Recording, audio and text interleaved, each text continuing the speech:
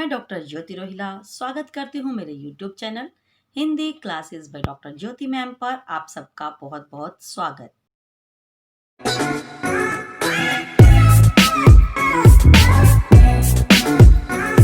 आज मैं आपके लिए लेकर आई हूँ प्रेमचंद जी द्वारा रचित नमक का दारोगा पाठ के प्रश्नोत्तरों को। तो चलिए प्रस्तुत करती हैं। अगर आप मेरे चैनल पर न्यू हैं तो प्लीज इसे सब्सक्राइब करें, लाइक करें, शेयर करें, कमेंट करें और बेल आइकन को दबाना ना भूलें। Hindi classes by doctor Jyoti ma'am.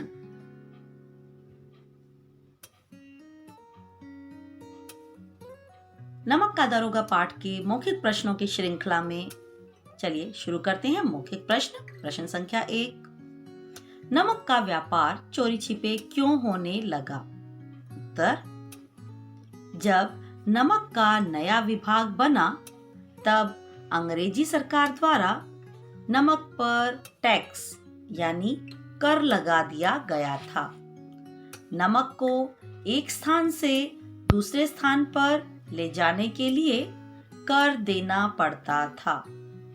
इस कर यानी टैक्स से बचने के लिए ही लोग नमक का व्यापार चोरी छिपे करने लगे थे। ईश्वर प्रदत्त यानी भगवान ने सबको फ्री में नमक दिया था और लेकिन उसके ऊपर टैक्स लगने लगा था। लोग नमक विभाग के दारोगा पद के लिए क्यों ललचाते थे? उत्तर, नमक का व्यापार चोरी छिपे करवाने के लिए इस पद पर आसीन अधिकारी को बहुत अधिक रिश्वत दी जाती थी, जिससे उनकी ऊपरी कमाई हो जाती थी। लोग नमक विभाग के दारोगा पद को प्राप्त करने के लिए बहुत ललचाते थे। ऊपरी कमाई यानी उनको रिश्वत मिल जाती थी। प्रश्न संख्या 3। पिता ने पुत्र को क्या शिक्षा दी? उत्तर, पिता ने पुत्र को यह शिक्षा दी कि नौकरी में ओहदे यानी पद का ध्यान मत रखना। कोई ऐसा काम ढूंढना जिससे ऊपरी कमाई हो, क्योंकि मासिक वेतन तो एक बार प्राप्त होते ही खर्च हो जाता है, किंतु ऊपरी कमाई यानी रिश्वत से घर के विभिन्न खर्चों का काम चलता रहता है।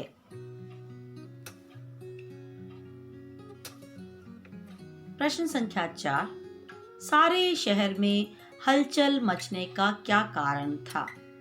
उत्तर, जब वंशीधर ने नमक की चोरी करने के आरोप में आलोपीदीन को गिरफ्तार कर लिया और उन्हें हाथों में हथकड़ी पहनाकर अदालत ले जाया गया, तो लोगों द्वारा चारों तरफ से निंदा की जाने लगी, तो सारे शहर में हलचल मच गई।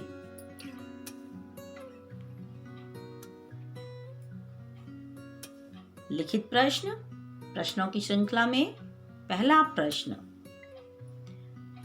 1। पिता ने अपने पुत्र को नौकरी पाने से पहले जो उपदेश दिया उसका औचित्य अपने शब्दों में लिखिए।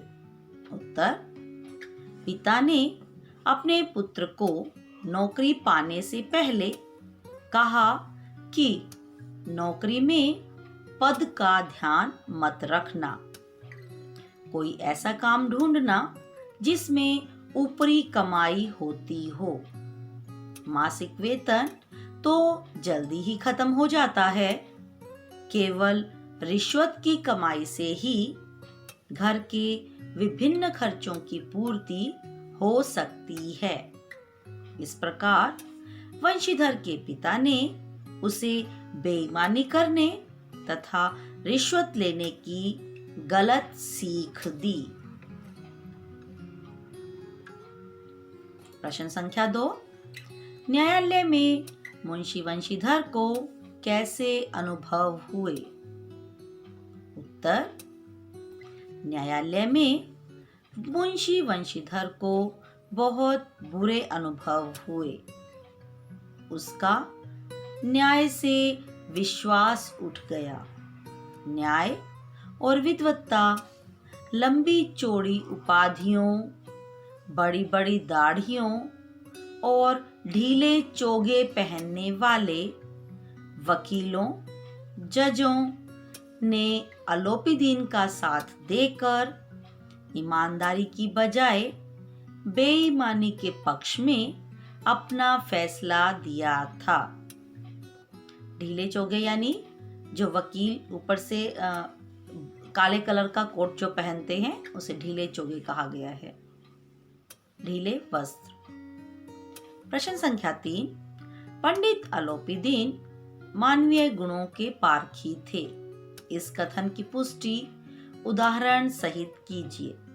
उत्तर, पंडित अलोपीदीन ने पैसों के बल पर मुकदमा जीत लिया था, परंतु वे जानते थे कि वंशीधर एक ईमानदार, साहसी, अपने काम के प्रति सजग, स्वाभिमानी और कर्तव्यनिष्ठ व्यक्ति है। अलोपीदीन को वंशीधर जैसे ईमानदार व्यक्ति की ही जरूरत थी। इसलिए वे स्वयं वंशीधर के घर पर गए और उसे अपनी जायदाद का स्थायी मैनेजर बना लिया। इससे पता चलता है कि वे मानवीय गुणों के पारखी थे। स्थायी यानी परमानेंट मैनेजर। प्रश्न संख्या 4, पंडित अलोपीदीन ने किस गुण के कारण वंशीधर को अपना स्थायी मैनेजर बना लिया? उत्तर, पंडित अलोपीदीन ने जब देखा कि वंशीधर एक ईमानदार व्यक्ति है, कभी रिश्वत भी नहीं लेता और अपने पद का फायदा भी नहीं उठाता है, वह साहसी, अपने काम के प्रति सजग, स्वाभिमानी और कर्तव्यनिष्ठ व्यक्ति है, तो उन्होंने वंशीधर को ही अपनी जायदाद का स्थायी मैनेजर बना लिया।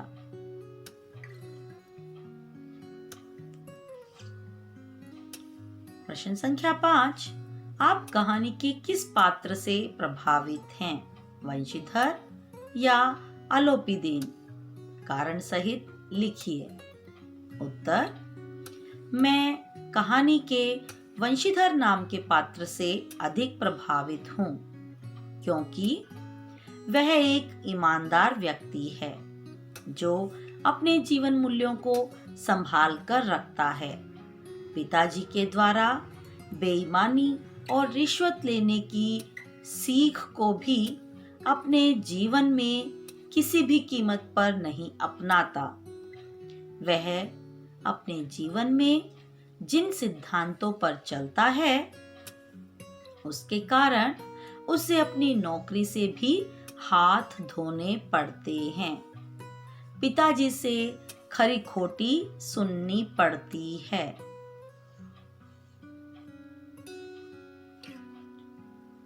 समाज के लोग उसे ही दोषी मानने लगे थे, परंतु फिर भी वह अपने सिद्धांतों को नहीं त्यागता। अपने इन्हीं गुणों के कारण उसने अलोपीदीन जैसे व्यक्ति को भी अपने घर आने को विवश कर दिया, जो कि कहता था कि लक्ष्मी के बल पर सब काम संभव हो जाते हैं। उसने अलोपीदीन का मन भी बदल दिया। इस प्रकार वंशीधर नामक पात्र हमें अधिक प्रभावित करता है। आशय स्पष्ट कीजिए। प्रश्न संख्या 1, मासिक वेतन तो पूर्णमासी का चांद है। उत्तर, प्रस्तुत पंक्ति हमारी हिंदी की पाठ्य पुस्तक गुंजन हिंदी पाठमाला में से नमक का दारोगा नामक पाठ से ली गई है। इस पंक्ति का आशय यह है कि जिस प्रकार पूर्णमासी का चांद एक बार पूरा दिखाई देता है और फिर धीरे धीरे विलुप्त हो जाता है, उसी प्रकार जब मासिक वेतन हाथ में आता है तो वो पूरा होता है, परंतु घर के विभिन्न खर्चों के कारण वह जल्दी ही खत्म हो जाता है।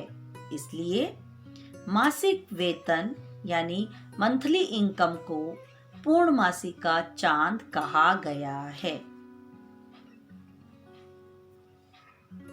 प्रश्न संख्या 2, ऊपरी आय बहता हुआ स्रोत है जिससे सदैव प्यास बुझती है। उत्तर, प्रस्तुत पंक्ति हमारी हिंदी की पाठ्य पुस्तक गुंजन हिंदी पाठमाला में से नमक का दारोगा नामक पाठ से ली गई है। इस पंक्ति का आशय यह है कि ऊपरी आय यानी रिश्वत एक ऐसा साधन है जिसके कारण घर के विभिन्न खर्चों का पता ही नहीं चलता। रिश्वत के पैसों से घर के अनेक जरूरतें पूरी हो जाती हैं। इसलिए ऊपरी आय यानी रिश्वत एक ऐसा बहता हुआ स्रोत होता है जिससे सदैव प्यास बुझती रहती है। प्रश्न संख्या 3, न्याय और नीति सब लक्ष्मी के ही खिलौने हैं, इन्हें वे जैसा चाहती हैं नचाती हैं। उत्तर, प्रस्तुत पंक्ति हमारी हिंदी की पाठ्य पुस्तक गुंजन हिंदी पाठमाला में से नमक का दारोगा नामक पाठ से ली गई है। इस पंक्ति का आशय यह है कि अलोपीदीन यह सोचता था कि लक्ष्मी यानी पैसों के बल पर किसी का भी धर्म, ईमान खरीदा जा सकता है। पैसों के बल पर अलोपीदीन ने अपने पक्ष में न्याय करवा लिया था।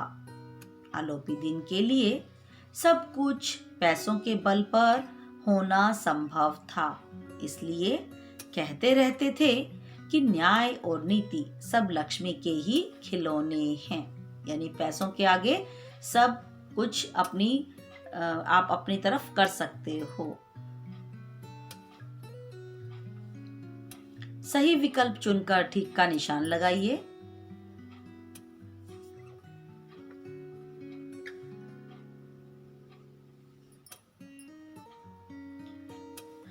मुंशी वंशीधर ने गाड़ियों को नदी पार क्यों नहीं करने दिया? उत्तर, गैर कानूनी काम की अनुमति वो नहीं दे सकते थे। प्रश्न संख्या 2, मुंशी वंशीधर को कर्तव्य पर डटे रहने की क्या सजा मिली? उत्तर, मुअत्तल कर दिया गया, यानी कि उनको सस्पेंड कर दिया गया, निलंबित कर दिया गया। प्रश्न संख्या 3, न्यायालय से छूटने के बाद अलोपीदीन ने वंशीधर से क्या प्रार्थना की? उत्तर, अपनी जायदाद का स्थायी मैनेजर बनाने की प्रार्थना की।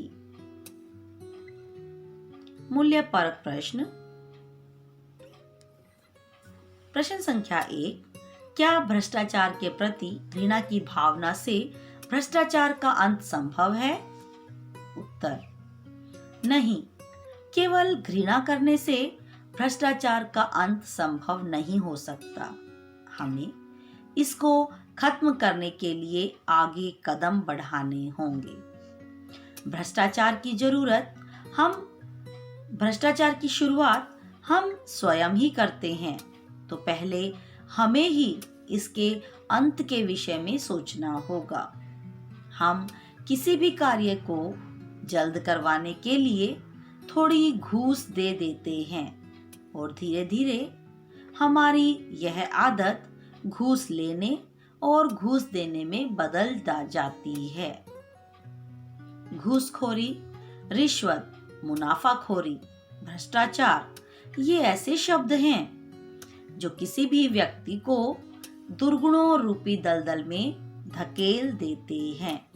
हम अगर रिश्वत लेने और रिश्वत देने दोनों के प्रति ही सचेत रहेंगे तो इनसे बचने के लिए दूसरों को भी सचेत करते रहेंगे तो निश्चय ही हम अपने देश से भ्रष्टाचार का अंत करने में समर्थ होंगे। धन्यवाद। आशा करती हूँ आपको मेरे ये प्रश्नोत्तरों की वीडियो पसंद आई होगी और आप कमेंट करके मुझे ज़रूर बताएं कि आपको ये वीडियो कैसी लगी, क्योंकि आपके द्वारा दिया गया कमेंट मुझे प्रोत्साहन देता है मेरी नई वीडियोस बनाने के लिए। आपको इससे संबंधित एनिमेटेड वीडियो नीचे दिए गए बटन पर मिल जाएगी। आप मेरे चैनल को सब्सक्राइब करें, लाइक करें, शेयर करें और कमेंट करते रहें। धन्यवाद।